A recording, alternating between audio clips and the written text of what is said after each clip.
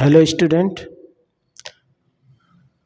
रेखी संवेग संरक्षण का नियम क्लास 11th में ये बोर्ड में भी मतलब एग्जाम में भी बहुत पूछा जाता है। तो हम इसको जो है स्टार्ट करेंगे। तो देखते हैं कि क्या है रेखी संवेग संरक्षण का नियम। तो पहले आप इसको समझिए कि जो हमारा संवेग होगा वो द्रव्यमान गुणे वेग होगा।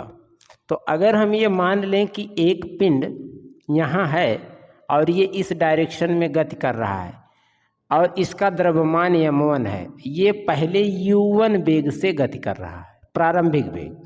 और दूसरा एक और है जिसका द्रव्यमान m2 है, ये किस वेग से गति कर रहा है, u2 वेग से। लेकिन अगर ये दोनों टकरा जाएं, टकराने के बाद इनका वेग बदल जाएगा। तो अगर हम ये कहें टकराने से पहले ये है टकराने से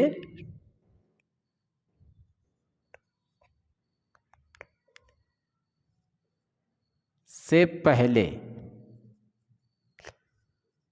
और ये है टकराने के बाद।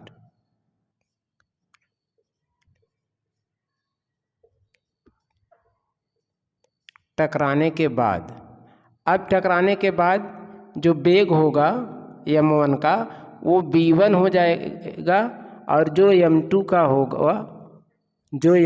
होगा वो क्या हो जाएगा, v2 हो जाएगा। वेग चेंज हो जाएगा, वेग चेंज होगा, द्रव्यमान चेंज नहीं होगा। अब यहाँ पर देखिए रेखी संवेग संरक्षण के नियम को हम कैसे कहें कि यहाँ पर सबसे पहले लिखेंगे कि माना दो। देखिए इसकी परिभाषा कर देना तो एक लाइन का काम है, लेकिन इसको निकालना अगर आपसे पूछेगा कैसे निकालेंगे तो आप जो है इसी तरीके से बताएंगे। तो माना दो पिंड जिनके द्रव्यमान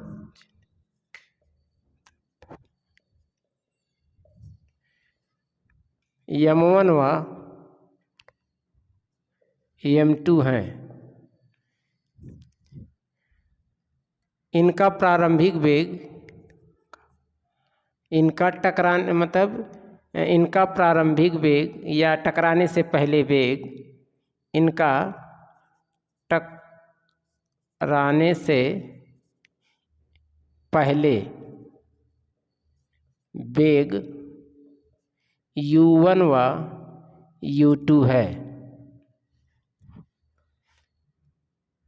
टकराने के बाद तथा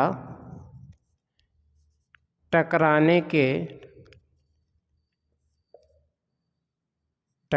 के बाद इनका वेग बदलकर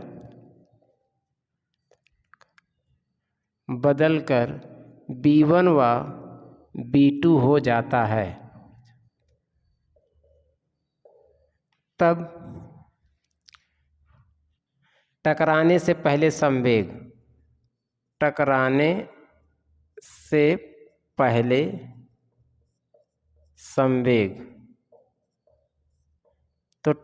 से पहले संवेग क्या होगा, पहले का p1 और दूसरे का p2 होगा, पहले का p1 और दूसरे का p2 होगा। अब p1 कितना है, m1 u1 है, और p2 कितना है, m2 u2 है। बात समझ में आई। अब इनका योग अगर हम कह दें कि ये टोटल कितना है, अगर हम कह दें p है, p बराबर p1 प्लस p2, तो यहाँ से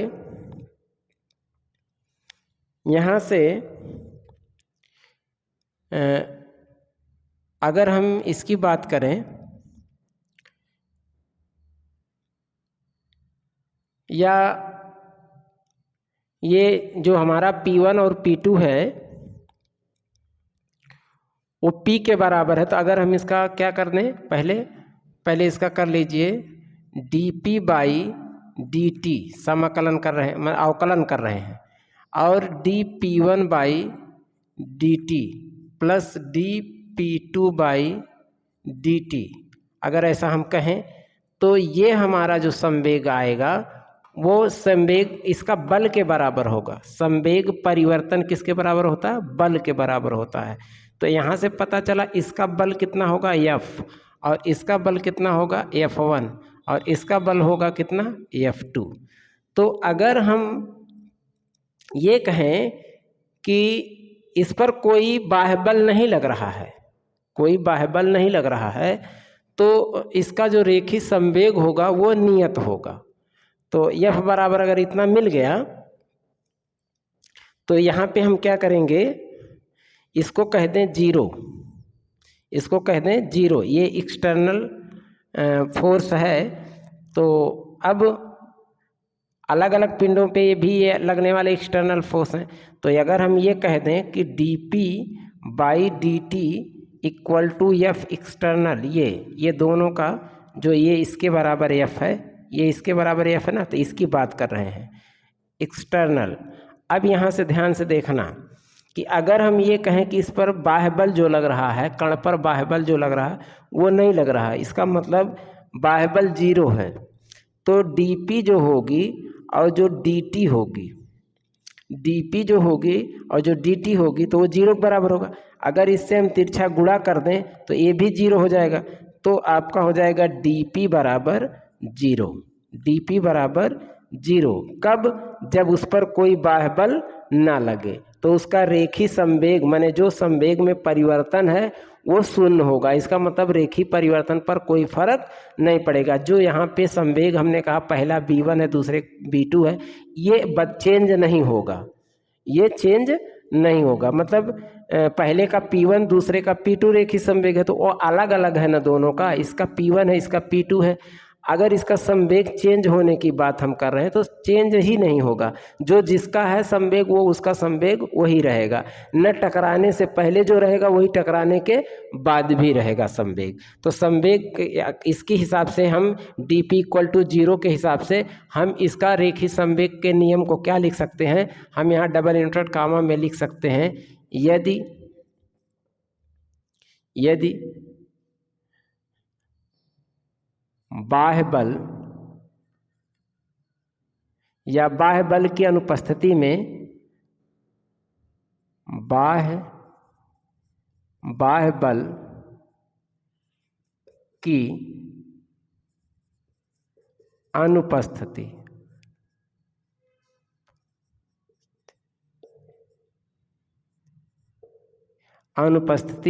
में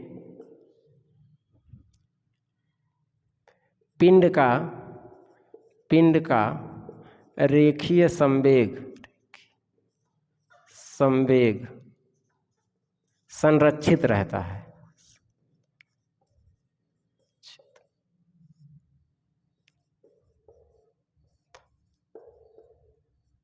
यही इसकी परिभाषा हुई। रेखीय संवेग संरक्षण का नियम का मतलब बाह्य बल की अनुपस्थिति में पिंड का रेखीय संवेग संरक्षित रहता है, मतलब वो चेंज नहीं होता है। तो ये इसी को हम क्या कहते हैं, रेखीय संवेग संरक्षण का नियम कहते हैं।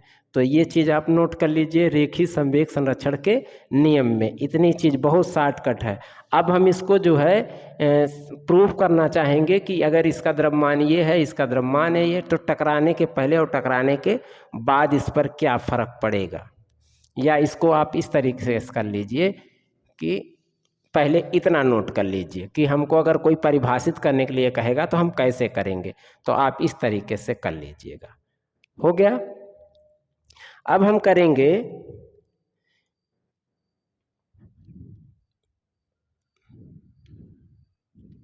हो गया।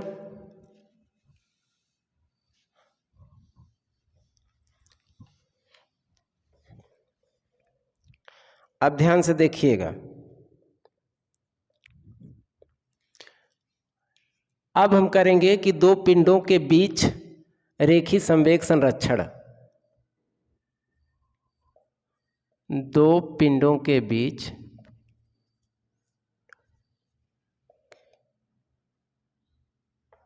दो पिंडों के लिए रेखीय संवेग संरक्षण नियम, इसमें कैसे आप करेंगे? रेखीय संवेग संरक्षण नियम ऐसे कर लीजिए, ये हेडिंग बना लीजिए। तो इसको हम मानेंगे कि माना दो पिंड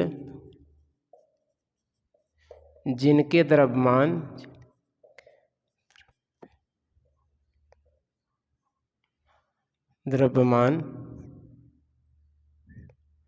m1 व m2 हैं,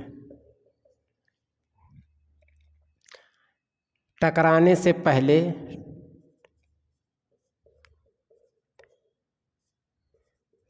माने ये गति कर रहे हैं, दोनों पिंड गति कर रहे हैं, तो टकराने से पहले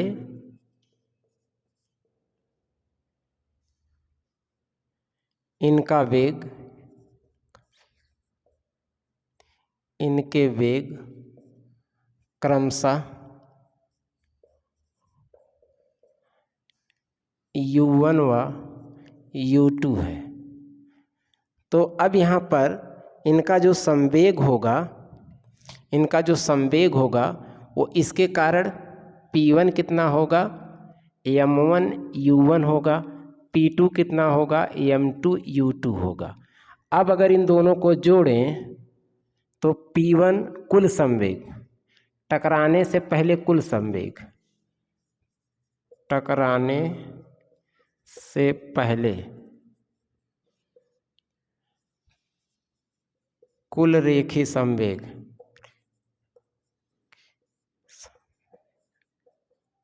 अब इसको क्या कह सकते हैं, पहले पिंड का संवेग, और इसको क्या कह सकते हो, दूसरे पिंड का संवेग।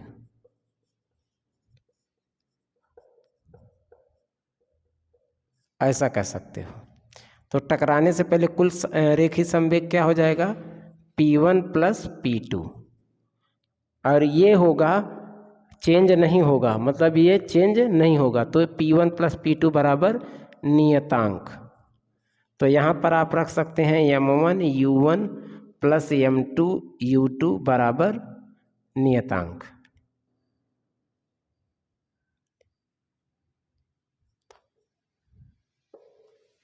चलिए, अब ये हो गया। अब दूसरी चीज टकराने के बाद माना दोनों पिंड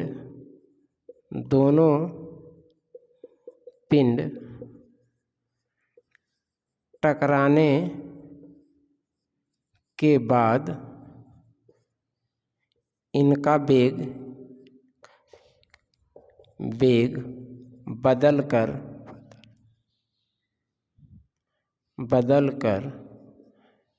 v1 व v2 हो जाता है,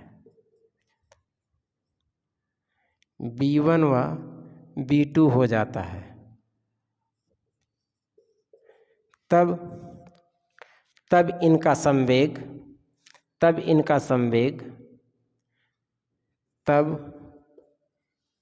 इनका कुल संवेग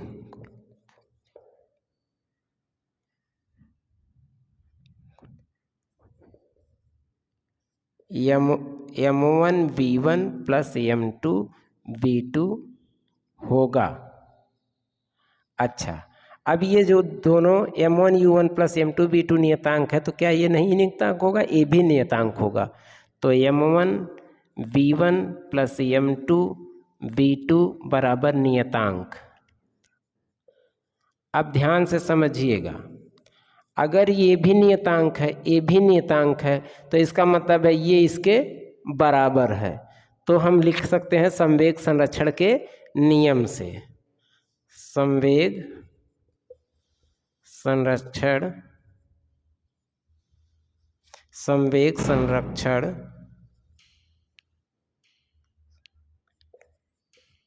नियम से m1u1 प्लस m2u2 माने टकराने के बाद का संवेग और टकराने के पहले का संवेग दोनों बराबर रहेगा। तो m1u1 प्लस m2u2 बराबर m1v1 प्लस m2v2, टकराने से पहले और टकराने के बाद का संवेग आपस में बराबर होगा। अब यहाँ पर देखिए,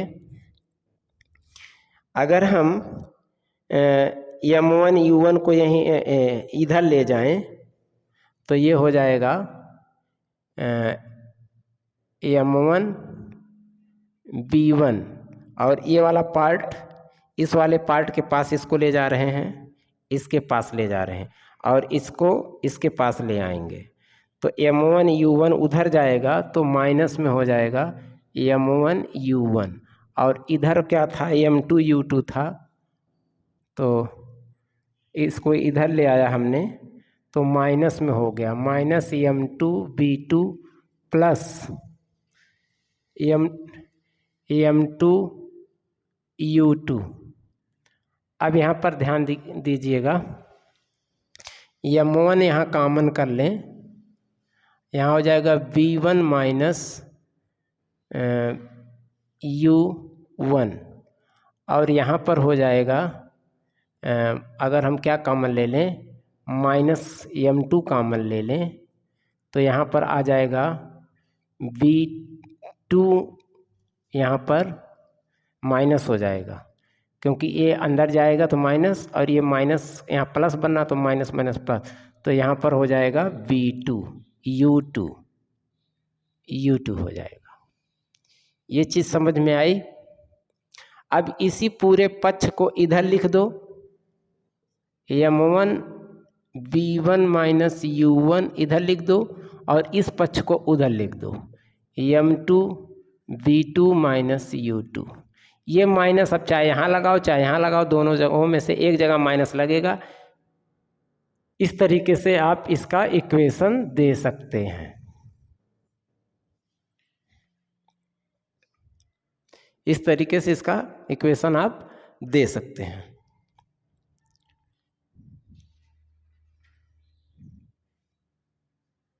हो गया, हो गया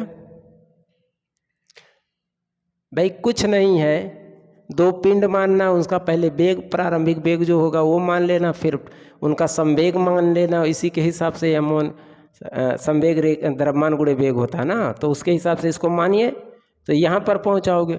फिर कुल इनका इतना हो जाएगा तो इसका रखो, टकराने के बाद इनका कुल वेग बदलता है तो इनका कुल संवेग टकराने के बाद इतना हो जाएगा। इसको नियतांक दोनों बराबर, तो ई वाला पक्ष आमने सामने रख दो।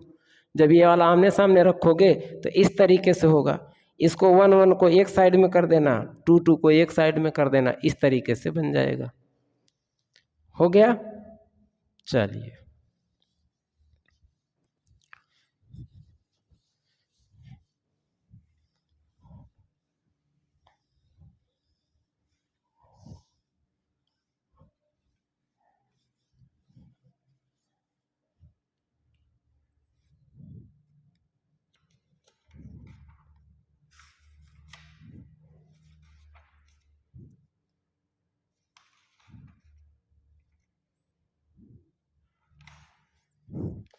अब देखिए, यहाँ हम लिख रहे हैं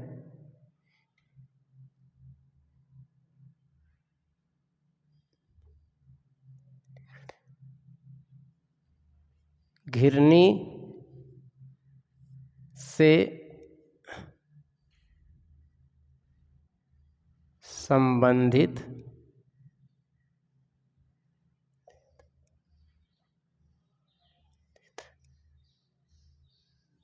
निगमन,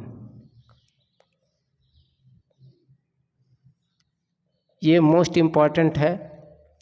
इस पे बुक में तो उदाहरण वगैरह इस पे देता है, लेकिन जब इसका हम थ्योरी ही नहीं जानेंगे तो करेंगे कैसे। तो इसका घिरनी पर से संबंधित नियम, तो आप यहाँ एक दृढ़ आधार ले लीजिए और यहाँ से आप दिखाइए कि ये घिरनी है, एक घिरनी है जो इस पर मूव कर, मतलब यहाँ इसमें फ्रीली घूम सकती है ऐसे।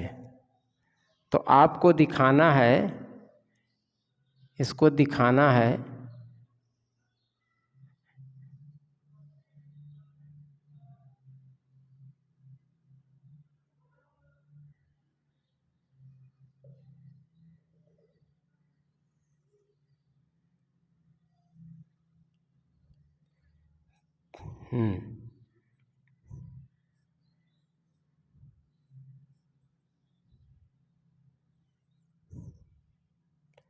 या थोड़ा और बड़ा कर लीजिए।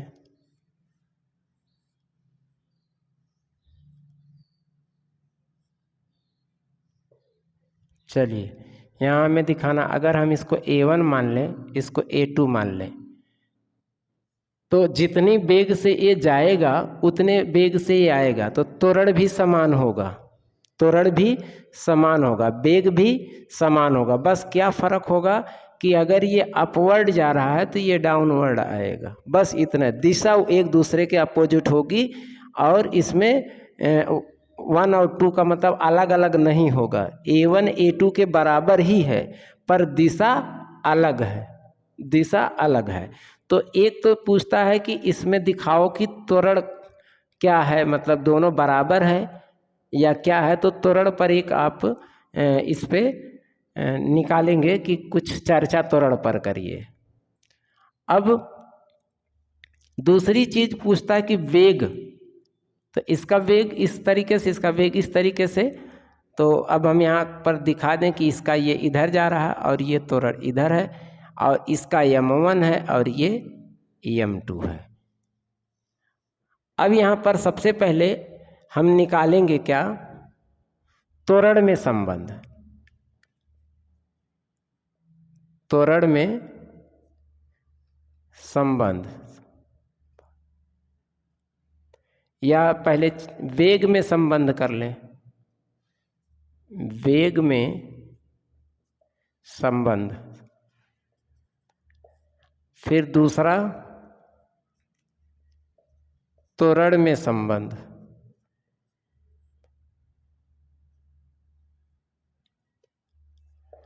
तीसरा तनाव, डोरी में तनाव, डोरी में तनाव। इतनी बातें। अब यहाँ पर हम देखेंगे कि ये जो लंबाई है इसका डायरेक्शन इधर है। चलिए ये जो लंबाई है,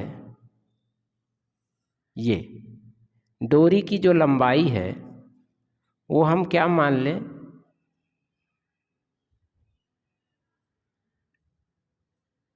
L1 मान लें यहाँ, और यहाँ L2 मान लें। तो क्या L1 L2 जोड़ने के बाद पूरी डोरी की लंबाई मालूम होगी? नहीं मालूम होगी। L1 L2 को जोड़ लें, अगर इस डोरी को और इस डोरी को दोनों को जोड़ लें L1 L2, तो क्या पूरी लंबाई मालूम होगी? नहीं मालूम होगी। क्यों? अभी आपकी इतनी डोरी इस पर है, इसके ऊपर भी इतनी डोरी है, मतलब ये जो घिर्नी है, जो पुली है, उस पुली की आधी परिध पर, आधी परिध पर आपका रस्सी और है। तो अगर हम यहाँ से सॉल्व करना चाहें, अगर हम यहाँ से सॉल्व करना चाहें तो माना दो पिंड, माना दो पिंड M1 व M2 एक रस्सी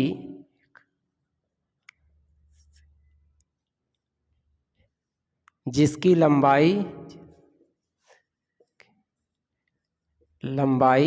L है, उसके दोनों सिरों से, उसके दोनों सिरों से बंधा है।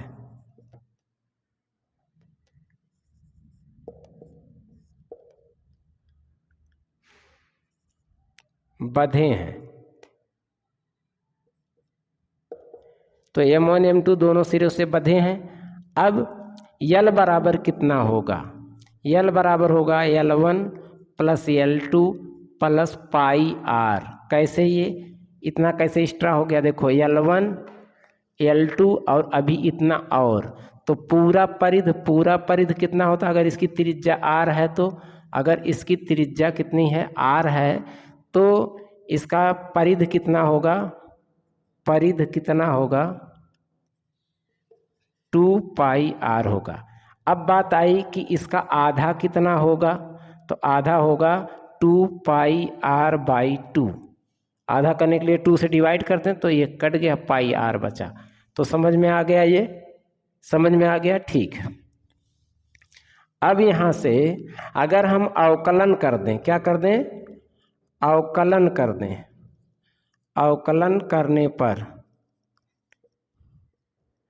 तो dl बाई डी टी बराबर dl1 by D T plus dl2 by D T plus d upon D T pi R, ऐसे हो गया। अब यहाँ पर समझिए कि जैसे आपने जो चीज़ निश्चित होती है, जो चीज़ निश्चित होती है, जैसे पाई का मान 22/7 ये निश्चित है। इस घिरनी की त्रिज्या चाहे जहाँ आप लेंगे सब जगह बराबर होगी, वो निश्चित है। तो जो चीज़ निश्चित है उसका अवकलन करने पर 0 आता है। तो यहाँ पर इसकी लंबाई, टोटल लंबाई निश्चित है L मीटर, लेकिन इसकी L1 और L2 निश्चित नहीं है। क्यों नहीं? क्योंकि जैसे जैसे ये ऊपर जाएगा उसकी L1 कम होता जाएगा, और जैसे जैसे ये पिंड नीचे आता जाएगा L2 बढ़ता जाएगा। तो जितना L1 घटेगा उतना L2 बढ़ेगा, लेकिन टोटल लंबाई नहीं बदलेगी। तो यहाँ पर आपका क्या हो जाएगा? 0। और ये बदलता है, dl1 बदलता है dt प्लस dl2 भी बदलता है, तो ये होगा dt। L2 चेंज होता है, लेकिन ना पाई का मान होता ना r का मान, ये 0। अब यहाँ कह सकते हैं dl1 upon dt plus dl2 by dt बराबर 0, तो हम इधर कर दें 0। अब यहाँ से आप देखेंगे कि दूरी मतलब लंबाई है ये, और उसमें समय से भाग हो रहा है, तो ये बेग बन जाएगा, और ये भी b2 हो जाएगा। तो ये b1 b2 अभी यहाँ पर प्लस है बराबर 0, तो b1 बराबर माइनस b2 हो जाएगा। ये बेग में संबंध निकला कि दोनों का वेग क्या होगा? बराबर होगा। वेग क्या होगा? दोनों का बराबर होगा, लेकिन ये माइनस चिन्ह बता रहा है कि दिशा में विपरीत होगा। एक अपवर्ड होगा तो दूसरा डाउनवर्ड होगा, एक ऊपर जाएगा तो दूसरा नीचे जाएगा। क्लियर हुआ इसका अर्थ?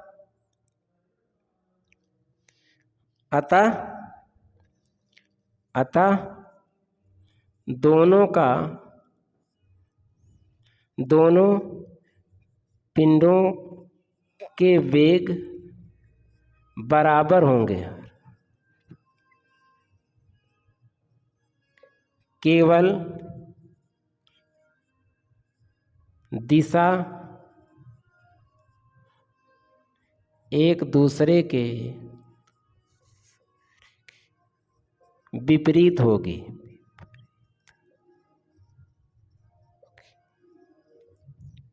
नोट कर लीजिए। हो गया? नोट कर लीजिए।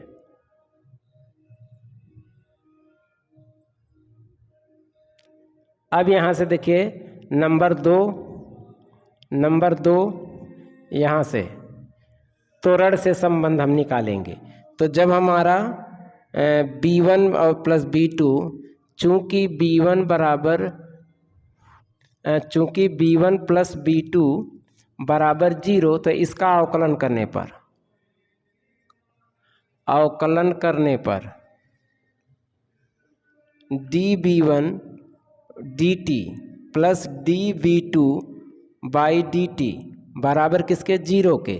तो ये वेग परिवर्तन, वेग में जब फिर समय से भाग दोगे तो वेग परिवर्तन की दर, वेग परिवर्तन की दर त्वरण कहलाएगा। अब A1 बराबर होगा -A2, दोनों पिंडों का, अतः दोनों पिंडों के पिंडों में उत्पन्न त्वरण बराबर होगा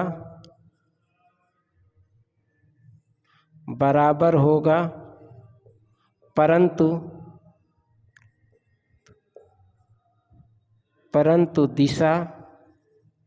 दिशा विपरीत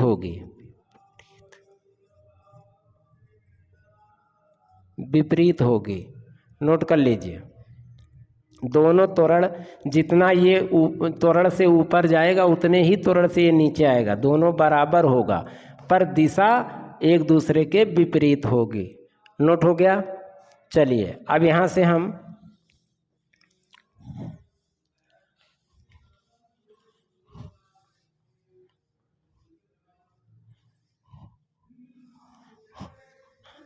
से हम तीसरे नंबर की ओर चलेंगे। त्वरण में संबंध, अभी तो एक संबंध निकला कि बराबर हैं, तो हम कहेंगे चूंकि A1 बराबर A2 बराबर A, दोनों का तो दिशा केवल विपरीत भाई, लेकिन उसका परिमाण बराबर है, तो त्वरण A, तो A1 A2 की जगह हम क्या यूज करेंगे, A यूज करेंगे। अब पहले पिंड के लिए, M1 के लिए, पिंड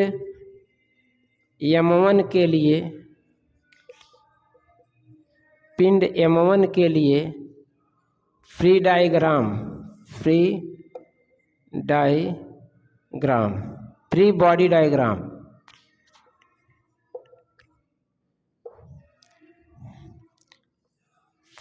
डायग्राम, तो यहाँ M1 हमने ले लिया,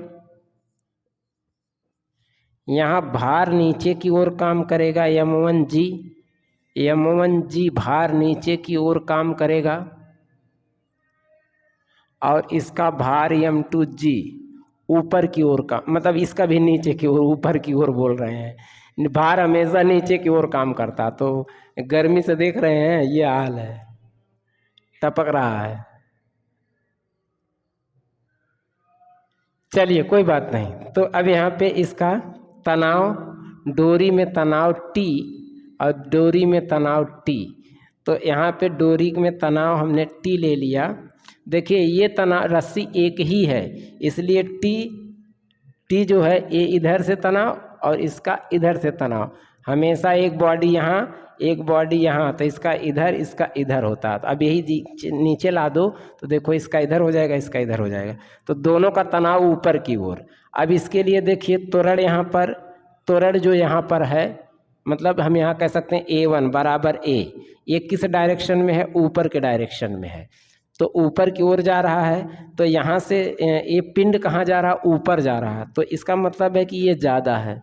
अगर ये ज़्यादा है तो हम यहाँ लिख सकते हैं कि T माइनस M1G ये बराबर किसके होगा, M1A के बराबर होगा, M1A के बराबर होगा, इक्वेशन फर्स्ट। इसी तरीके से आप कहिए कि पिंड M2 के लिए फ्री बॉडी डायग्राम, तो ये आपका फ्री बॉडी डायग्राम M2 हो गया, और तनाव ऊपर हो गया, और भार M2G नीचे हो गया, और इसका त्वरण नीचे की ओर काम कर रहा है, त्वरण इसका A2 नीचे की ओर काम कर रहा है। तो A2 बराबर हमने क्या मान लेंगे, A2 के बराबर भी हम A मान लेंगे, ये नीचे की ओर। तो इसका मतलब ये ज़्यादा है तभी ये नीचे आ रहा है, इसमें से इसको घटाएंगे तो ये हो जाएगा, ये नीचे आ रहा है, तो ये M2G ज़्यादा है, M2G माइनस T बराबर M2A, यहाँ पर क्या हो जाएगा, M1A यहाँ होगा और यहाँ M2A यहाँ होगा। क्लियर, इक्वेशन क्या हो गया, सेकंड। अब देखिए ध्यान से, समीकरण 1 व 2 को जोड़ने पर, क्यों जोड़ने पर? क्योंकि यहाँ पर t देखो पॉजिटिव है और यहाँ t निगेटिव है, जोड़ने पर दोनों बराबर बराबर है, कट जाएगा। तो जब ये t और ये t कट जाएगा जोड़ने पर, तो ये पॉजिटिव और ये निगेटिव, तो m2g पहले लिख लें माइनस m1g लिख दें, m1g बराबर इधर क्या है m1a plus m2a, a common कर लो, m1 प्लस m2 मिल जाएगा, यहाँ मिल जाएगा g कॉमन कर लो और m2 माइनस m1 मिल जाएगा। तो a बराबर क्या हो जाएगा, ये इसके नीचे आ जाएगा, m2 माइनस m1 अपान में m1 प्लस m2 इंटू जी, ये आपको मिल जाएगा। इंटू जी में गुणा ऐसे भी कर, चिन्ह ना बनाओगे तब भी हो जाएगा। इसका मतलब क्या है, m2 में से m1 घट रहा है, तो इसका मतलब m2 बड़ा है m1 से। अगर m1 बड़ा होता m2 से, तो ये होता a बराबर m1 माइनस m2 अपान में m1 प्लस m2 इंटू जी होता। अगर m1 बड़ा रहेगा तो m1 माइनस m2 होगा, m2 बड़ा रहेगा तो m2 माइनस m1 होगा। बस चलिए a मालूम हो गया।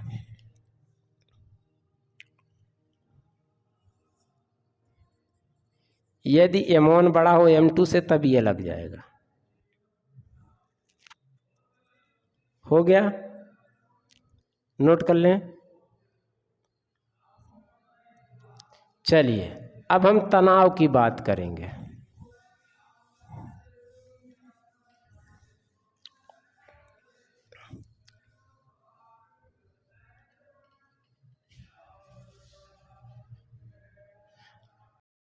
यही का मान समीकरण 1 में रख दें। समीकरण 1 में रखने पर तो t माइनस m1g बराबर m1, a का मान यहाँ से उठा के रख दें।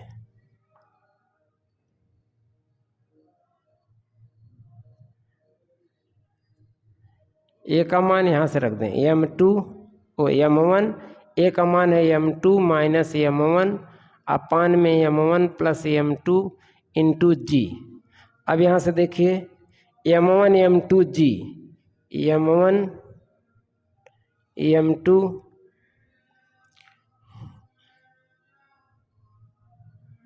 g minus m1 square g, अंदर गुणा हो गया इधर का इधर से, अपान में m1 प्लस m2 t बराबर, अब यहाँ से प्लस इसको ले जाके यहाँ कर दीजिए प्लस m1g। अब यहाँ से आ जाइए, इसका गुणा इसमें करिए तो m1 स्क्वायर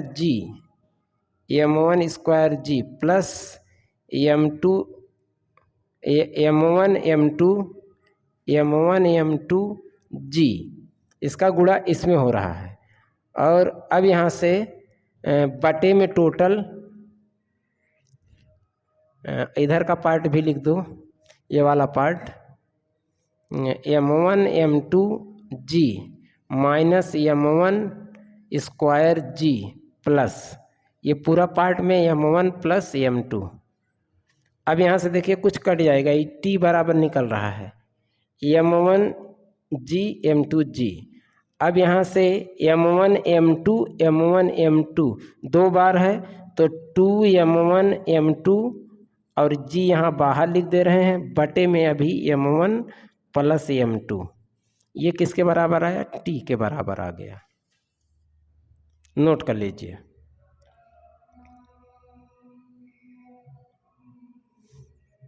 चलिए आज यहीं तक, फिर कल इसके आगे हम वीडियो अपलोड करेंगे और इस चैप्टर के जितने भी चीज़ें छूटी हैं उसमें सब अपलोड होगा। और इसके बाद जब सब डेरिवेशन हो जाएगा उसके बाद हम न्यूमेरिकल करवाएंगे। तो आप जो है जुड़े रहिए हमसे। हम एक एक लेसन का डेरिवेशन और न्यूमेरिकल सब कंप्लीट करवाएंगे, बस केवल आप हमारा साथ दीजिए। और अपने दोस्तों से ज़रूर इस पे लाइक मतलब दोस्तों को शेयर किया करें, ताकि जो है लगे कि हाँ कोई भाई मनोबल मिल रहा है, हमारे जो बच्चे हैं वो हमारे साथ ठीक ढंग से जुड़े हैं, दिल से जुड़े हैं। तो आप शेयर ज़रूर किया करें और अपने दोस्तों को बताया भी करें कि वीडियो अपलोड हो गई है, मिल रही है, आप लोग भी देख लें। तो दूसरे का नुकसान नहीं होगा, इसमें आपका भी भला होगा अगर आप दूसरे से बताते हैं तो, ठीक है, और मेरा भी भला होगा। तो इस चीज़ के लिए ऐसा नहीं कि वीडियो अपलोड हो गई हमें पता चल गया तो आप दूसरे को ना बताएं, दूसरे को भी बता दिया करें। और मैं बराबर इस पर अपलोड करूँगा, जो भी छूटेगा मैं आगे की वीडियो में इसको अपलोड करूँगा और क्वेश्चन एक एक करके करवाऊँगा, आप निश्चिंत रहें। चलिए ठीक है, थैंक यू।